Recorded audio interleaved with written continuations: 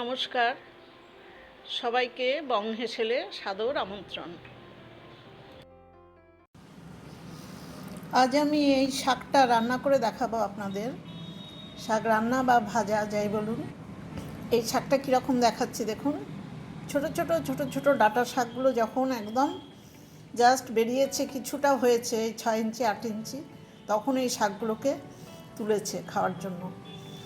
এবং এগুলো খাওয়ার জন্য তুলেছে বলতে, এগুলো অনেক হয়ে গেলে একসাথে ডাটাগুলো আর ভালো হয় না, সেই জন্য বেছে খানিকটা কমিয়ে দিতে হয়।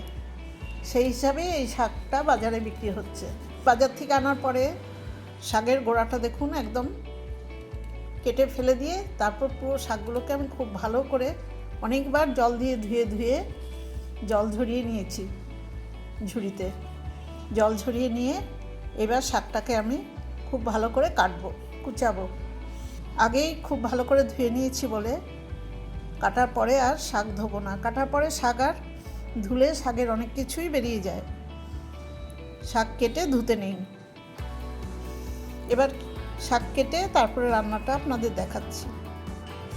শাক ভাজা করার জন্য গ্যাসের উপরে প্রথমে কড়াই বসিয়ে মিডিয়াম আঁচে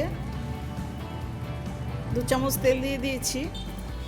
একটা শুকনো লঙ্কা আর 1 মুঠো ছোট বড়ি আমি আগে ভেজে তুলে নেব।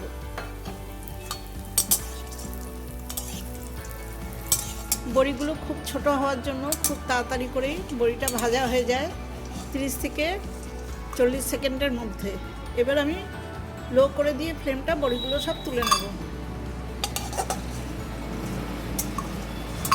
বড়িগুলো আর শুকনো লঙ্কাটা তুলে নেওয়ার পর আমি একটা বেগুনের কিছুটা অংশ ছোট করে কেটে নিয়েছি, তাতে লবণ হলুদ মাখিয়ে একটু ভেজে নেব।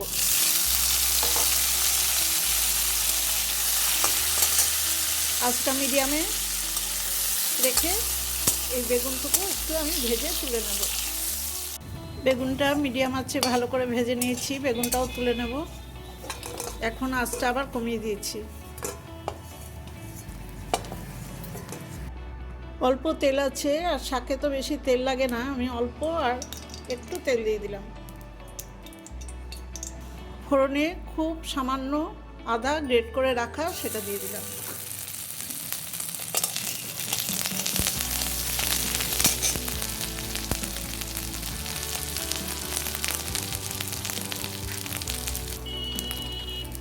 কয়েক সেকেন্ড আদাটা একটু ভেজে নিলাম। এবার আমি সেই শাকগুলো কুচিয়ে রেখেছি, সেই শাকগুলো দিয়ে দেবো।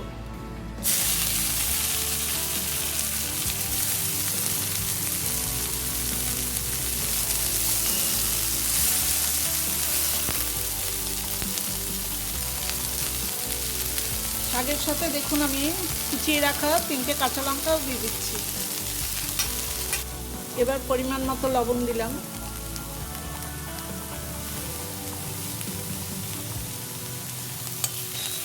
লবণ দেওয়ার পর আমি আঁচটা একদম লো করে দিয়েছি, দিয়ে একটু নাড়াচাড়া করব। শাকটা করে জল না দিয়ে আমি একটু ঢেকে দিলাম। লো আঁচে প্রায় 3 মিনিট শাকটাকে ঢেকে রাখার পর আমি ঢাকাটা খুলছি। আমি রান্নার সময় একটু জল দিইনি, কিন্তু দেখুন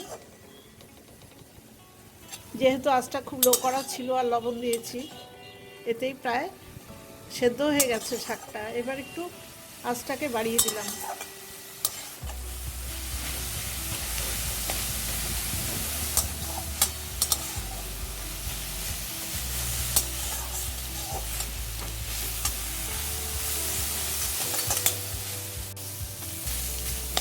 মিডিয়াম আঁচে প্রায় 1 মিনিট ধরে শাকটাকে ভালো করে নেড়ে মিশিয়ে দিলাম খুব সুন্দরভাবে, এবং জলটা পুরো টেনে গেল।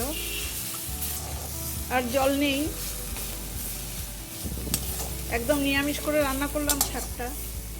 এই শাকে আপনারা রসুন ফোড়ন দিতে পারেন। এবার আমি ভেজে রাখা বেগুনগুলো দিয়ে দেবো।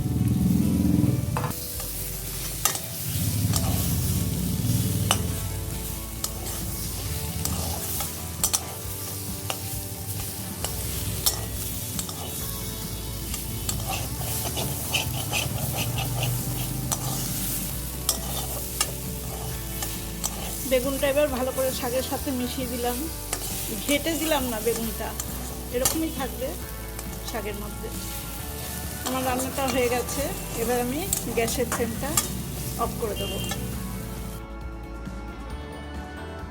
আমি শাক ভাজাটা প্লেটে সার্ভ করে দিয়েছি। দেখুন শাকের ওপরে আমি সেই শুকনো লঙ্কা ভাজাটা দিয়েছি আর ভাজা বড়িগুলো ছড়িয়ে দিয়েছি। এইভাবে আপনারা শাক রান্না করে খেয়ে দেখবেন, খুব ভালো লাগবে। আর ভাজা বড়িগুলো খাওয়ার আগে মুহূর্তে নিলেই বেশি ভালো হয়, কারণ বড়িগুলো খুব তাহলে মুচমুচে থাকে। আমার নিরামিষ শাক ভাজা রান্নাটা দেখে আপনাদের যদি ভালো লাগে তাহলে আমার ছোট্ট চ্যানেলটাকে সাবস্ক্রাইব করে আমার পাশে থাকবেন, লাইক করবেন, শেয়ার করবেন, কমেন্টস করে জানাবেন কেমন হলো। সবাই খুব ভালো থাকবেন, সুস্থ থাকবেন। ধন্যবাদ।